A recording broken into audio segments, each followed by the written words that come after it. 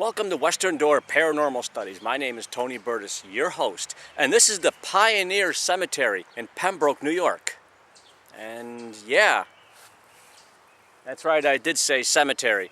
Well, this is another example of a cemetery that just simply had all the headstones removed for whatever reason. This seems to have happened a lot in this neck of the woods. There's another cemetery that the same thing happened. But at least in the other cemetery, there is a marker where all the stones and everything else was actually buried en masse. This one, it's not exactly clear why the stones were all removed, except that could have possibly had something to do with Main Street running right through Pembroke here. And some of the people I've talked to have even suggested that the street may indeed go over some of the grave sites. Now, it's not exactly certain how many graves here, but there's no doubt that there was quite a bit, because this here actually, for little lot, is actually kind of a, I don't know, little big cemetery. So there were a lot of stones removed. The only stone that actually still remains that belongs to someone is Samuel Huntington. Now, he is a Revolutionary War soldier, and thankfully his marker is preserved. There also, strangely enough, is a marker here.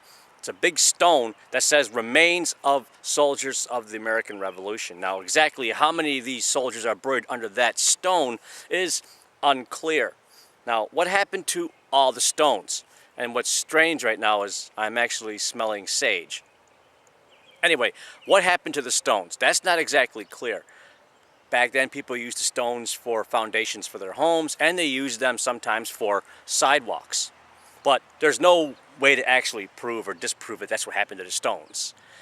So we're sitting on a large plot of land here that basically has got, I don't know, countless bodies buried underneath. Loved ones who, I don't know if you want to go find them anymore, you're not going to be able to know exactly where they are. You're going to see little indentations here in the ground and the hills as it rises and falls, and you can basically guess where some of the bodies lay.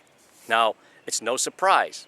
As I was talking to someone before, I came through, I always felt some kind of weird pull to the buildings around this neck of the woods.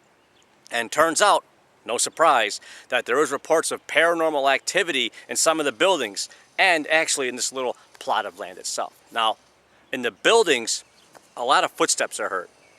So what I'm wondering is, does these souls here, are they looking for absolution in the buildings, wondering what happened to their stones?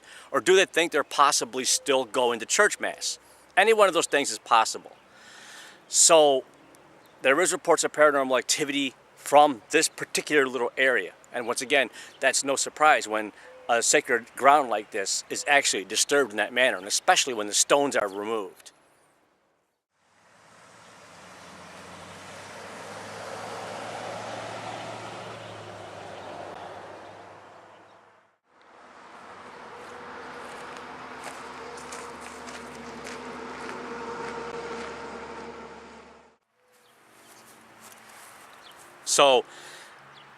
So it actually is a really, really nice, peaceful little park, though. I'm not feeling too much here, although there is a slight feeling of being watched.